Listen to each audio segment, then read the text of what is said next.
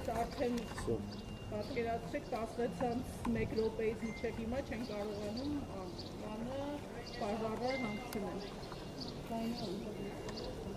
Դուք չեք պատկերացնում, մեզ թվախ տեղակտ է, նախագահական դստավարի դե հարևանությամբ ենք գտնվում, շենքը գնաց եկավ Վալնայից,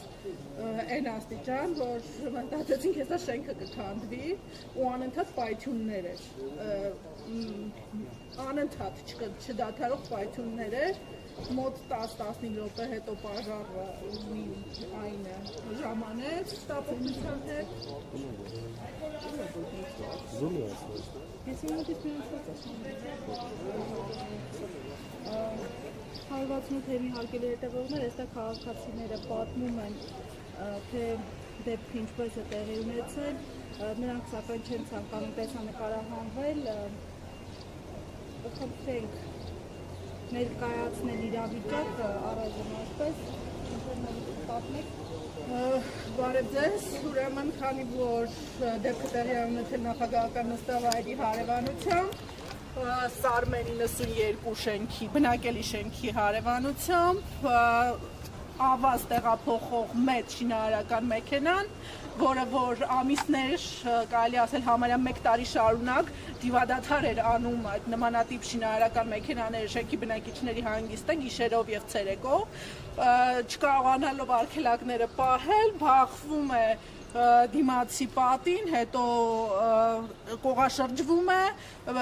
պայթում է, արդյունքում վնաս պատճառելով կայանած մեքենաներին, վերևում եւ ներքևում այդ ալիքը կրակի ներքևում կայանած մեքենային է վնաս պատճառում, մոտ 15 րոպե ընթացքում ժամանում են շտապօգնության մեքենան եւ հակահրդեհային մեքենաները եւ երկար ժամանակ չէին կարողանում կրակը հանգցնել, որովհետեւ պարբերաբար տեղի էր ունենում պայթյուններ, տարածքը գազից եւ էլեկտրաէներգիայից անջատվել է, որպեսզի հանկարծ ավելի հզոր պայթյուն տեղի չունենա, ամբողջ շքամուտքերը եւ բնակարանները երրորդ մուտքի լցված են ծուխով,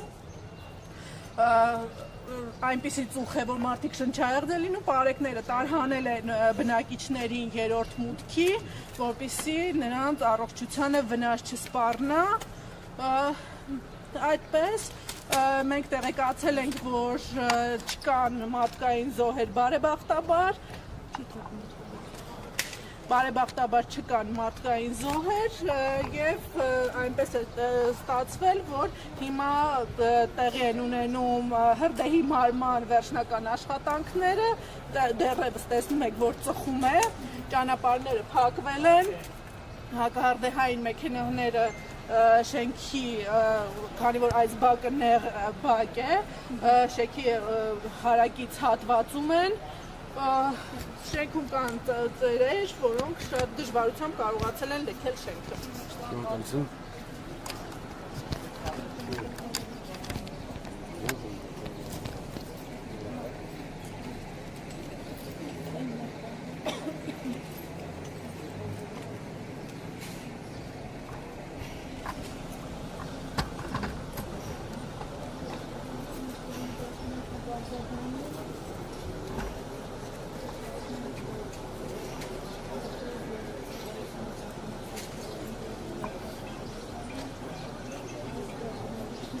Վերևը Ալեն Անասունը շենք ասարկում։